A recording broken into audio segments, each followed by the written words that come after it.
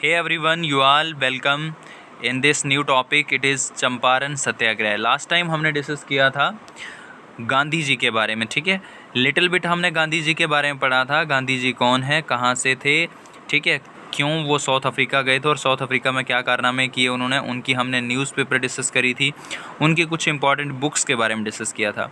आज हम देखेंगे गांधी जी का first satyagraha in India, first movement of Gandhi ji in India. ठीक है, first movement of Gandhi ji in India, Gandhi ji की पहली मूवमेंट इंडिया में.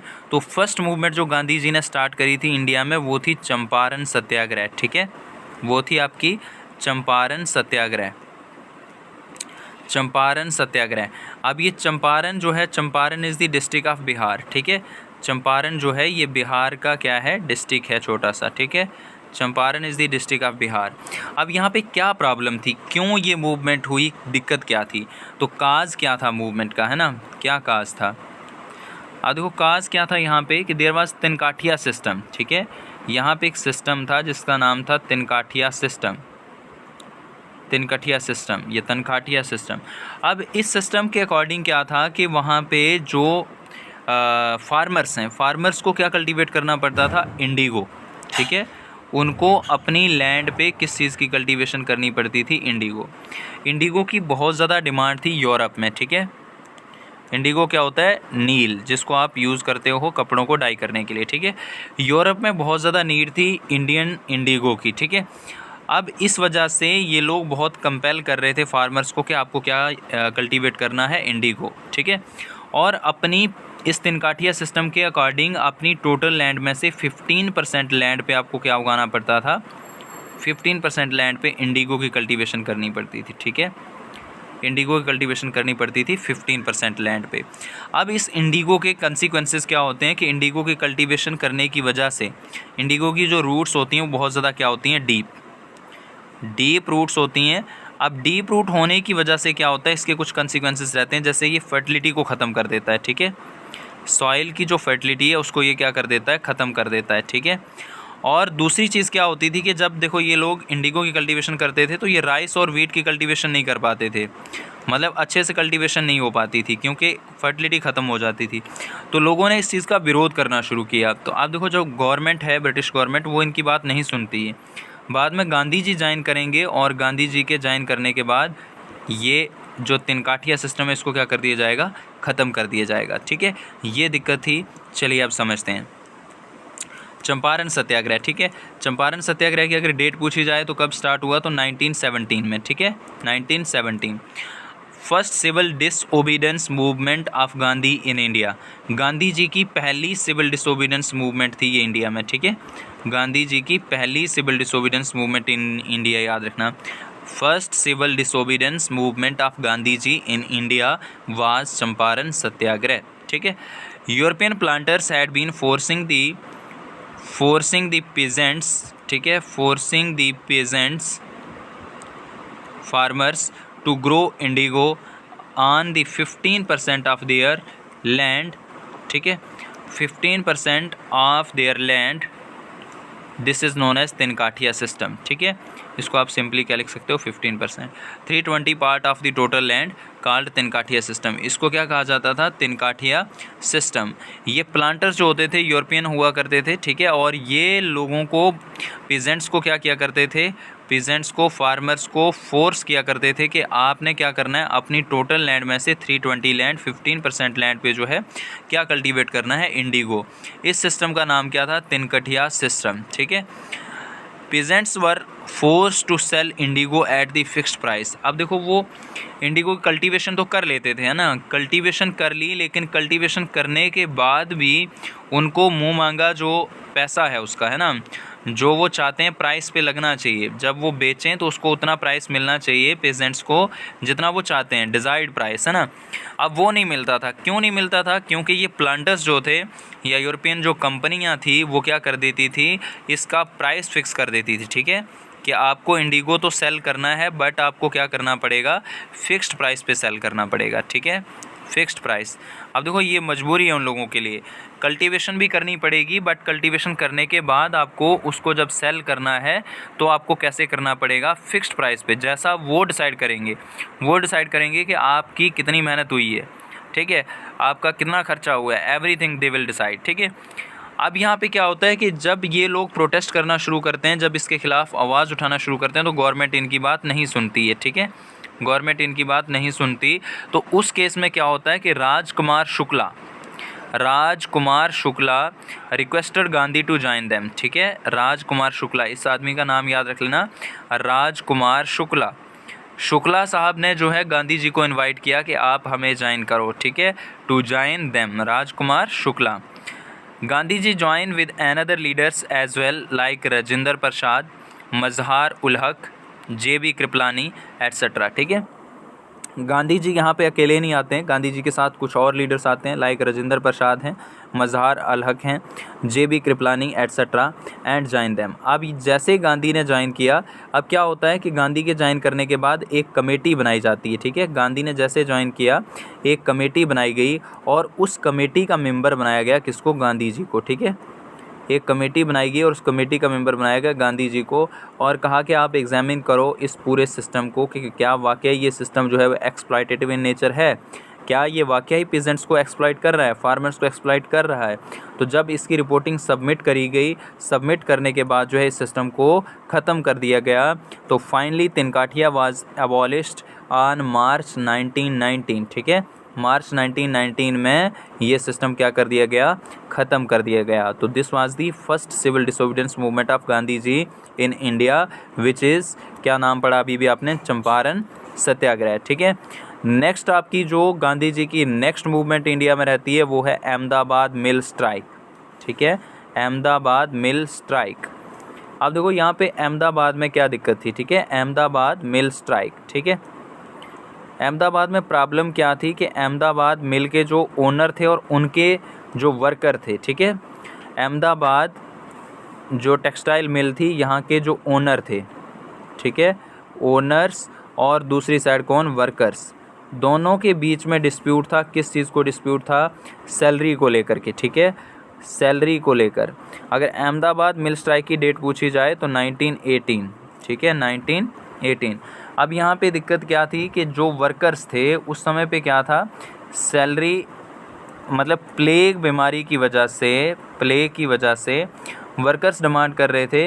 अब देखो एक तो प्लेग था, है ना, बहुत भयंकर बीमारी थी, उसके ऊपर से ये वर्कर्स जो थे फैक्ट्रीज़ में काम करने आ रहे थे, ठीक है, फैक्ट्रीज़ में कंटिन्यू काम करने आ रहे थे और उसका इनको मिलता था बोनस, जो बीमारी में भी काम करने आ रहा है अपनी जान को ख़तरे में डाल करके, तो बोनस दिया जाता था। अब बोनस को क्या कर दिया जाता है, यहाँ पे ख़त्म कर दिया जाता है। जब ये बोनस ख़त्म हो गया तो वर्कर्स ने डिमांड करना शुरू की कि हमारी सैलरीज़ को बढ़ाया जाए, ठीक है, क्योंकि एक तो वर्ल्ड वार में बहुत ज़्यादा नुकसान हुआ है, चीज़ों के प्राइस बहुत ज़्यादा हाई हो गए थे, ठीक है, तो जो डेली नेसेसिटीज़ थी उनको पूरा करना बहुत मुश्किल हो गया था। तो उन्होंने कहा कि डेली हमारी जो डिमांड्स हैं, नेसेसिटीज़ हैं, नीड्स हैं, वही पूरी नहीं हो रही हैं, तो हमें बोनस भी बंद कर दिया गया, ऊपर से प्लेग में हम काम करने भी आ रहे हैं। तो अब क्या किया जाए कि हमारी सैलरी बढ़ा दी जाए, ठीक है, हमारी सैलरीज़ जो हैं वो इंक्रीज़ कर दी जाएँ, और इन्होंने डिमांड की कि हमारी सैलरी जो है वो कितने % इंक्रीज़ कर दी जाए, 50%, ठीक है, 50% डिमांड करते हैं कौन, वर्कर्स। अब दूसरी साइड जो ओनर्स हैं, ओनर्स जो हैं, ओनर्स क्या कह रहे हैं, ओनर ने कहा कि हम आपकी सैलरी इंक्रीज़ करते हैं but we will increase only, कितने % हम इंक्रीज़ कर सकते हैं, 25%, ठीक है। देखो 25% इंक्रीज़ करने के लिए तैयार हैं कौन लोग, ओनर्स, ठीक है, ओनर्स। लेकिन दूसरी साइड वर्कर कितनी डिमांड कर रहे हैं, 50%, ठीक है। दोनों का स्टैंड जो था वो रिजिड था, कोई झुकने के लिए तैयार नहीं था, ठीक है। अब ये जितने भी ओनर्स थे ना, ओनर्स ने कहा कि भाई आपकी सैलरी 50% इंक्रीज़ नहीं हो सकती, आप लोग जॉब छोड़ सकते हो, हम सारे के सारे वर्कर्स जो हैं वो मुंबई से ले आएंगे, ठीक है, सारे के सारे वर्कर्स हम मुंबई से ले आएंगे, बॉम्बे से, आपकी ज़रूरत नहीं है, आप अपनी जॉब छोड़ सकते हो, 50% सैलरी इंक्रीज़ नहीं हो सकती, ठीक है। अब ये लोग जो हैं, जो वर्कर्स हैं, वर्कर जाते हैं किसके पास, अनुसुया साराभाई, ठीक है, अनुसुया साराभाई, जो कि अम्बालाल मिल ओनर एसोसिएशन का जो प्रेसिडेंट था उसकी सिस्टर थी अनुसुया साराभाई, ठीक है। उसके पास जाते हैं और अनुसुया साराभाई जो है वो इनवाइट करती है किसको, गांधी जी को। फिर गांधी जी ज्वाइन करेंगे और यहाँ पे गांधी जी का जो होगा ना फर्स्ट हंगर स्ट्राइक होगी यहाँ पे, ठीक है, याद रखना फर्स्ट हंगर स्ट्राइक होगी गांधी जी की कहाँ पे, अहमदाबाद में। और वैसे करके यहाँ पे सैलरीज इंक्रीज़ होंगी। गांधी जी आएंगे, गांधी ने कहा कि आप 50% डिमांड मत करो, आप 35% डिमांड करो, ठीक है। 50% डिमांड जो है वो जेन्युइन नहीं है, 35% करो और बाद में 35% जो है वो इंक्रीज़ कर दी जाती है इनकी सैलरी, ठीक है। तो याद रखना अहमदाबाद मिल स्ट्राइक के बारे में हमने पढ़ा। अहमदाबाद मिल स्ट्राइक कब स्टार्ट हुई, तो 1918, ठीक है, 1918।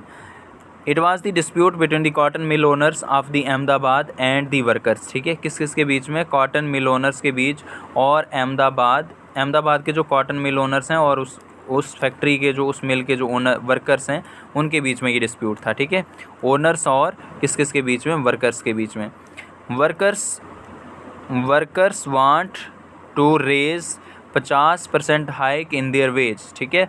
वर्कर्स चाह रहे थे कि उनकी सैलरी जो है वो कितने % रेज कर दी जाए, इंक्रीज़ कर दी जाए, 50% hike in their wage. But the mill owners, ठीक है, but the mill owners were not ready to do so, ठीक है। बट मिल ओनर्स ऐसा करने के लिए तैयार नहीं थे। वो कितनी % इंक्रीज़ करने के लिए रेडी थे, 25%, ठीक है। अब यहाँ पे क्या होता है, वर्कर्स जो हैं वो किसकी हेल्प लेते हैं, workers take help of Anusuya Sarabhai, ठीक है। अनुसुया साराभाई की हेल्प लेते हैं। अनुसुया साराभाई सिस्टर ऑफ अम्बालाल, ठीक है, Sarabhai president of Ahmedabad mill owner association, ठीक है। ये अम्बालाल जो था, अम्बालाल प्रेसिडेंट था अहमदाबाद मिल ओनर एसोसिएशन का, जो कि कब बनी थी, 1891 में, ठीक है। तो अहमदाबाद मिल strike was the dispute among the, किस किस के बीच में डिस्प्यूट था, तो वर्कर्स और दूसरी साइड कौन थे, मिल के ओनर, कॉटन मिल ओनर, ठीक है। अब क्या होता है, अनुसुया साराभाई ने पूरा जोर लगाया, he was the social activist, ठीक है, अनुसुया साराभाई। लेकिन आप देखो वर्कर्स को थोड़ा बहुत क्या था कि ऐसे लग रहा था कि अनुसुया साराभाई जो वो अम्बालाल की क्या है, सिस्टर है, तो मे बी इसकी डिमांड, इसकी बात को सुन लेगा कौन, अम्बालाल, और मे बी हमारी सैलरीज को इंक्रीज़ कर दिया जाए कितने, 50%। बट वैसा हुआ नहीं, ठीक है। अब क्या होता है, अनुसुया साराभाई ने मजबूर होकर के इनवाइट किया किसको, गांधी जी को, टू रिज़ॉल्व द इशू, कि आप आओ और इस इशू को रिज़ॉल्व करो, ठीक है। अब गांधी जी यहाँ पे आएंगे। Gandhi asked the worker to go on a strike and demand a 35% increase in their wage, ठीक है।